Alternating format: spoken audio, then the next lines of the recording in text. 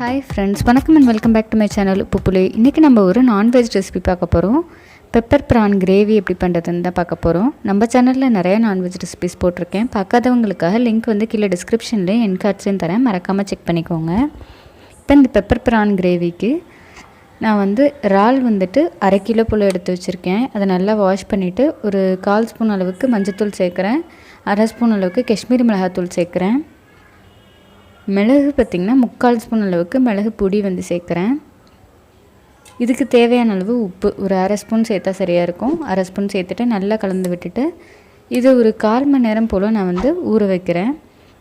Pepper PRAN கிரேவிக்கே வந்து கொஞ்சம் pepper தூக்கலாக இருக்கணும், அப்போ தான் நல்லாயிருக்கும். உங்களுக்கு ஒரு 15 நிமிஷம் மினிமம் நீங்கள் ஊற வச்சா தான் இது நல்லாயிருக்கும்.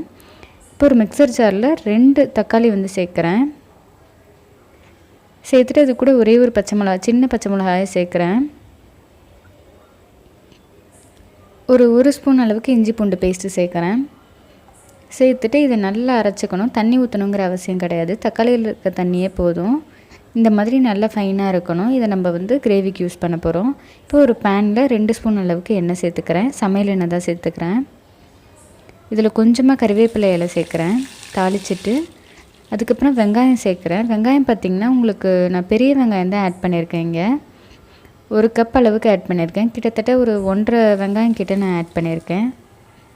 நீங்கள் சின்ன வெங்காயம் இருந்தால் அது கூட ஆட் பண்ணிக்கலாம். நல்லா லைட்டாக வதக்கிக்கோங்க. ஃபஸ்ட்டு வதக்கிட்டு கொஞ்சமாக உப்பு சேர்க்குறேன், சீக்கிரம் வதங்கிறதுக்காக ஒரு 1/4 ஸ்பூன் அளவுக்கு உப்பு சேர்க்குறேன். சேர்த்துட்டு நல்லா வதக்கிக்கிறேன். இப்போ இது வெங்காயம் ஓரளவு வதங்கினதுக்கப்புறம் வச்சுருக்க அந்த தக்காளி பேஸ்ட்டை வந்து சேர்க்குறேன். கொஞ்சமாக தண்ணி ஊற்றி சேர்க்குறேன் தக்காளி பேஸ்ட்டோட. இப்போ இதை நல்லா கலந்து விட்டுட்டு இதில் வந்து ஒரு ரா ஸ்மெல்லு வரும் தக்காளி அந்த ரா ஸ்மெல் போகிறதுக்காக நான் என்ன பண்ணுறேன்னா மூடி போட்டு ஒரு 10 நிமிஷம் வரைக்கும் மூடி போட்டு சிம்மில் வைக்கிறேன். சிம்மில் வச்சுருந்தா போதும், உங்களுக்கு அந்த ரா ஸ்மெல் எல்லாம் போயிடும். போனதுக்கப்புறம் நம்ம ஊற வச்சுருக்க அந்த ப்ரானை வந்து இப்போ நான் அப்படியே சேர்க்குறேன். இதில் எதுவும் தண்ணியெல்லாம் ஆட் பண்ணுங்கிற அவசியம் இல்லை. இறாலில் இருக்க தண்ணியே போதுமான அளவு உங்களுக்கு. இறால் பார்த்திங்கன்னா உங்களுக்கு 5 நிமிஷத்துலேயே நல்லா வெந்துடும். அதுக்கு மேலே விட்டிங்கன்னா ரப்பர் மாதிரி போயிடும். இதை நல்லா ஒரு வாட்டி மிக்ஸ் பண்ணிவிட்டு இதை மூடி போட்டு கரெக்டாக 5 நிமிஷம் வைக்கிறேன். 5 நிமிஷத்தில் உங்களுக்கு இறால் வந்து நல்லா வெந்துடும். உங்களுக்கு 5 நிமிஷம் கழித்து நல்லா ஒரு மாதிரி கிரேவி மாதிரி ஃபார்ம் ஆகி சூப்பராக வந்திருக்கு. கலர் பார்த்திங்கன்னா சூப்பராக இருக்குது. காஷ்மீரி மிளகாத்தூள் சேர்க்கும் போது எப்போவுமே கலர் வந்து நல்லா டார்க்காக வரும், ஆனால் வந்து உங்களுக்கு காரம் அந்தளவுக்கு இருக்காது. அவ்வளோதான். இந்த மாதிரி எண்ணெயெல்லாம் பிரிஞ்சு ரெடியானோன்னு இறக்கிட வேண்டியது தான். அவ்வளோதான், நம்ம பெப்பர் ப்ரான் கிரேவி வந்து சூப்பராக ரெடி ஆகிடுச்சு.